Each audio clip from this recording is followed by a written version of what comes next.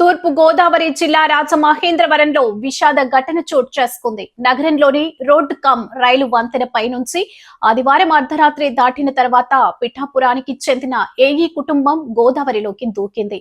AE Nookaraju, ఆయన భార్య, కుమార్తె, మనమడు నీటిలోకి దూకారు.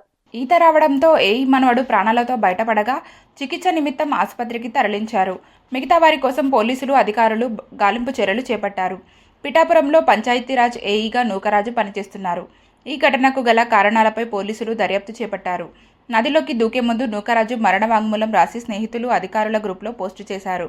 Kakinada rifle shooting organizer Sheikh Sadiq Khan వేధింపుల కారణంగానే తమ కుటుంబం ఆత్మహత్యకు పాల్పడుతున్నట్లు నూకరాజు సూసైడ్ లెటర్లో పేర్కొన్నారు. తన అల్లుడు ఈ ఏడాది జూలైలో మరణించిన తర్వాత కుమార్తెను షేక్ సాదిక్ ఖాన్ వేధిస్తున్నాడని వెల్లడించారు. ఆ వ్యక్తి కారణంగా తన కుమార్తెకు, మనవడికి ప్రాణహాని ఉందని, ఆ కారణంతోనే తాము ఆత్మహత్యకు పాల్పడుతున్నట్లు తెలిపారు. గల్లంతైన నూకరాజు 61, భార్య మీనా 59, కుమార్తె సౌజన్య 34 కోసం గాలింపు చర్యలు చేపట్టారు. రాత్రి సుమారు 11:40 మాకు స్టేషన్కి 112 కాల్ రావడం జరిగింది. 112 కాలు వచ్చిన వెంటనే మా సిబ్బంది నాకు ఇలా చెప్పారు, సార్ గోదావరి గట్టు మీద 80వ పోలు దగ్గర ఒక కారు ఆగి ఉంది, అందులో ఎవరు దూకిసినట్టుగా అనుమానంగా ఉంది, బయట చెప్పులు అన్నీ ఉన్నాయి సార్ అని నాకు చెప్పారు. వెంటనే మేమందరం కూడా మా దగ్గర ఆల్రెడీ వెదుర్లంకలో ఉన్న ఫిషర్మెన్ కమ్యూనిటీ అందరి ఫోన్ నెంబర్ కూడా మాకు ఉన్నాయి. వెంటనే అందరం కూడా వాళ్ళకి చేయడం జరిగింది. వెంటనే మనోడు ఇంకో ఇద్దరు రెస్పాండ్ అయ్యారు. రెస్పాండ్ అన్నీ వాళ్ళు బోట్లో నుంచి మాకు రావటం, మేము వెంటనే గోదావరి గట్టుపైకి వెళ్ళి మేము పైనుంచి వీళ్ళకి డైరెక్షన్ ఇవ్వటం, వీళ్ళు ఫోన్ టచ్లో ఉండడం. వీళ్ళు అలా మా అయిపు వచ్చేలాగా వాళ్ళకి ఒక బాబు కనిపించాడు. ఆ బాబు కార్తికేయ రెడ్డి, ఆ బాబు పేరు 10 years బాబు అతను. అది వీళ్ళు కనిపించడం, వెంటనే వీళ్ళు బోట్లో బాబుని ఎక్కించుకుని తీసుకురావడం జరిగింది. తర్వాత మేము ఆ బాబుని అడగడం జరిగింది ఏమైందని.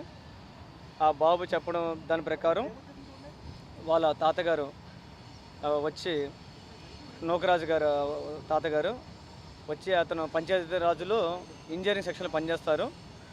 వారు ఆ ఏఈగా పనిచేస్తారు. వాళ్ళ తాతగారు అంటే వాళ్ళ అమ్మగారు ఒక నాన్నగారు. సౌండ్కు ఆ కేకలను పడుతుంటే 2 బోట్లు బయలుదేరి వెళ్తే ఆ బోట్ ముందు వెళ్ళింది, ఆ బోట్ వెనకాల వెళ్ళింది. మేము లైట్ వేసుకుని చూసి వెళ్తుంటే బాబు ఈత కొట్టుకుంటా మాకు ఎదురయ్యాడు. ఈ లోపల ఒక బోట్ మీద లాక్కున్నాం. ఒక 1/2 కిలోమీటర్ ఉంటుందండి. బాబు 2 hours నుంచి స్విమ్మింగ్ వచ్చంటండి, ఇంటర్నేషనల్ స్విమ్మర్ అంట. 2 hours నుంచి స్విమ్మింగ్ చేస్తూనే ఉన్నాడు. బాబు అయితే బాగానే ఉన్నాడు బోట్ మీద తీసుకున్నప్పుడు. మేమే తీసుకొచ్చాం, నేను మా మాయ గారు తీసుకొచ్చి ఇక్కడ పోలీసులు చాలా ఫోన్ చేశాడు మాకు. ఇతను మమ్మల్ని ఫోన్ చేసి మమ్మల్ని లెక్కొట్టాడు. ఇలా ఫోన్ వచ్చిందండి. ముందు పోలీసులు ఫోన్ చేసే మధ్యలో బాడీ వెళ్ళిపోయినట్టు మంచినట్టు ఇలా ముందు వెళ్ళిపోయినట్టు కంగారు మేము వెనకాల మా వాళ్ళు నేను వెనస్తుంటే వెనకాల కుర్రోడు ఇది కొత్త లైటింగ్కి కేకలేస్తానండి. మమ్మల్ని బతికించినట్టు రచ్చిందంటే మళ్ళీ తిరిగి వచ్చి కాపాడుతాను కుర్రోడిని లాక్కొని మళ్ళీ తీసుకెళ్ళి వాళ్ళ దగ్గరికి వెళ్ళి అక్కడికి వెళ్ళాం. వంతెన దగ్గరికి వెళ్ళి వంతెన కూడా అంతా లైట్లు వేసి చూస్తాం. అక్కడ ఏం కాపాడిపోతే పైనుంచి పోలీసు డిపార్ట్మెంట్ ఈ దగ్గర తీసుకొచ్చామంటే అప్పుడు ఇక్కడ తీసుకొచ్చి అప్పచెప్పండి సార్. ఇంకా 12:30 అంత అవుతుంది దగ్గర తీసుకురాము. తెల్లదండి, ముగ్గురు అండి. ఇంకా ముగ్గురండి. కుర్రాడు అన్నీ చెప్పుకొచ్చాయండి. ముగ్గురు, మా తాత, మా ఈత కొడుతున్నాడు. చాలా ఎక్కువ వచ్చిండు. 1/2 కిలోమీటర్ పైన ఉంటుందండి. లక్కీ అతను అంత దూరం ఇది రావడం అంటే నీకు గోదావరి కాలం ఎర్నీరు కదండి, గమ్మున ముంచేత ఉంటుంది బొడ్డమ్మలు తీసి. అలాగైనా కానీ కుర్రోడికి ఈత వచ్చామని బతికాడు వచ్చేసి.